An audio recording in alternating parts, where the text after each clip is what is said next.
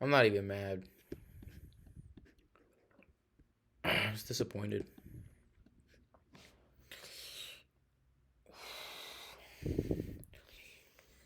All right.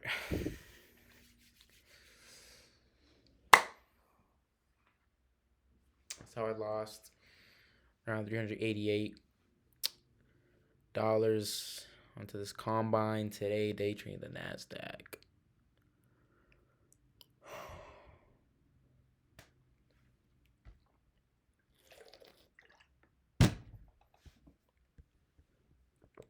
Let's get over this, man. Market opens and it's just consolidating right here, right? Nothing's happening. I'm waiting. And my initial buys was short because we had swept data highs. NQ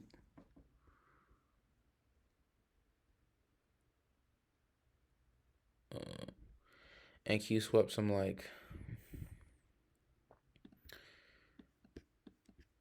yeah, NQ swept this, and there's an SMT. ES didn't sweep it. And so I was like, all right, bet I'm looking for shorts. You know, I got confidence to go short. My initial buy was bullish because the high time frame was bullish, and I was really conveyed on it's like finding like longs, but this looked like a really good setup, and I was gonna take this because we get a inverse for value gap right here. We run through that, and then we get a change of state, all that good stuff, and then I'm like, well, we'll low-key want to take this, and then I realized that we had this. So I know it's orange folder, but this consumer sentiment, inflation expectation stuff, that's pretty high impact. Topstep tells you it's high impact. And I knew I didn't want to underestimate that. I'd be pretty much breaking one of my rules. Um, just like how I trade. So I was like, I'm waiting for that 10 a.m. news to drop, and this was the Drizzy candle had dropped at 10 a.m. Wow, this would have been a crazy trade if I would have taken it over here. But at least I was, I had, cause bro, let's say I did take the trade. I'm getting rid of one of my good habits, and that's not trading before high impact news. I like to trade after. Okay, so it's supposed to be. And then we ended up taking lows. This blue rectangle is an order block. This is like an hourly order block. So I was like, okay, now I'm looking for longs now because we swept order block. And this purple like a change in the state, but don't worry about that too much. But I'm looking for longs, and my as you can see, I didn't take a long because this was the test. We had these fair value gaps, which I want to see get ran through all the way up to the upside, and I want us to get the change of state out of this.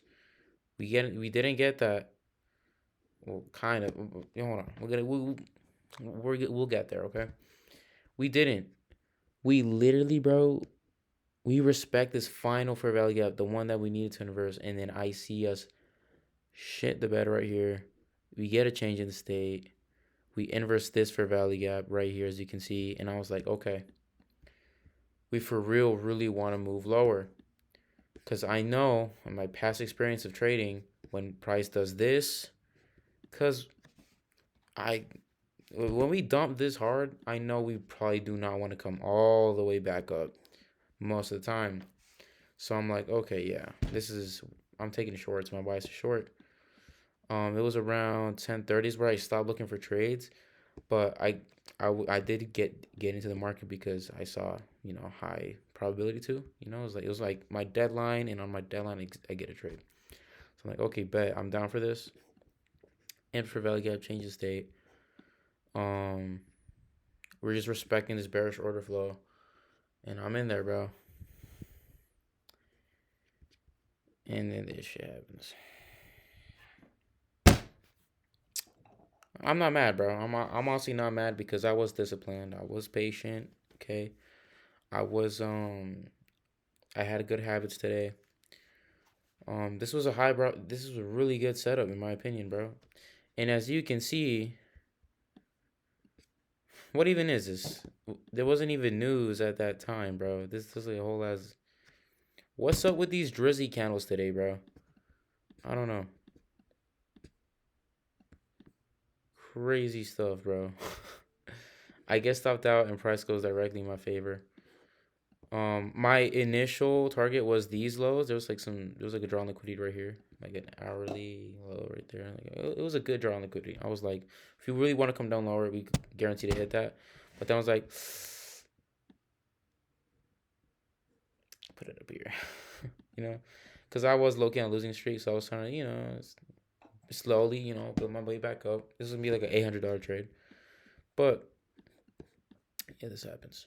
It's tough. Tough, tough, tough. We just boom, sweet work, and then we get this. And even if we got like, there's no entry there, bro. What the hell's the entry there? You want to trade on the 15 second? Okay, I'm not about to scroll all the way there. Too much work.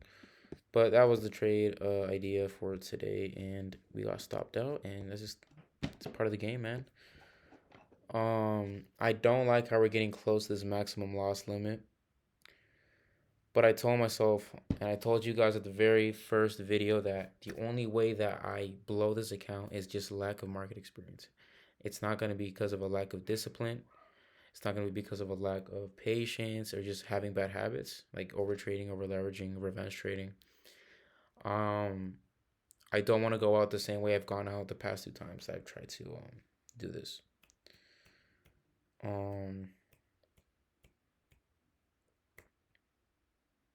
That's pretty much it. That's all I have for you guys. Next week is CPI week.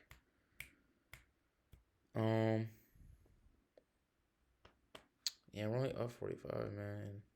Honestly, like CPI week, the only days I'm interested in trading is just Friday.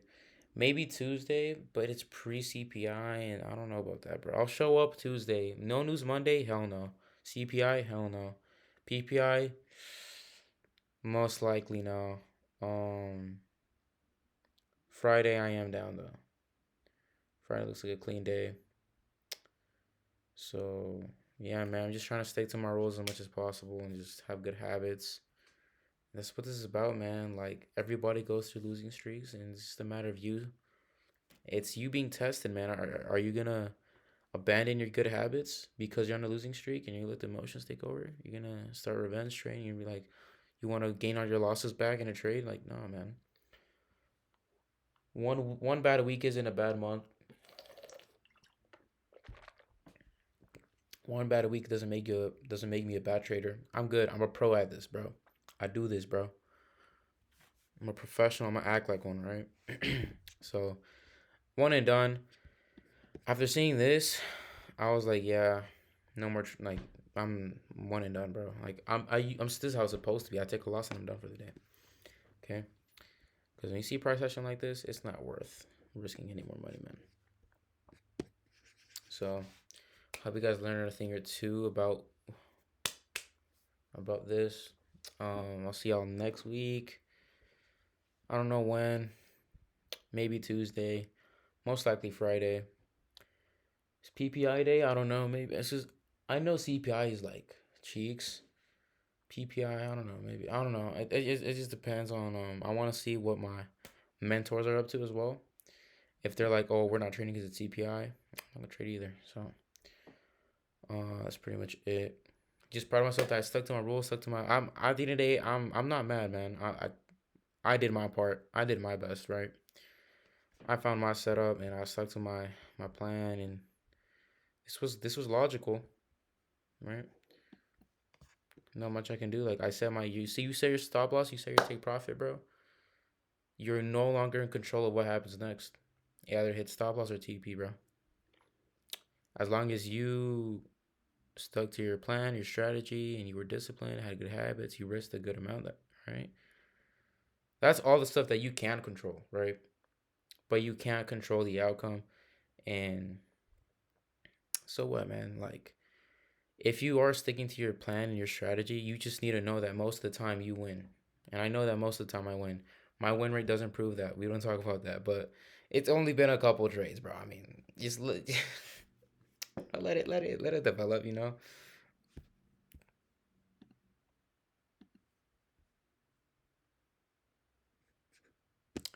It was at 50. But don't they say that like a 2-to-1 RR is like with a 40% win rate, it makes you profitable? Doubters. All right. But basically, all I know is that most of the time I win because I always stick to because I'm disciplined, bro. I don't break my rules. I don't, you know, most of the time. But that's pretty much it. Um, yeah, no, that's it. I got nothing to say. See y'all next week. Peace.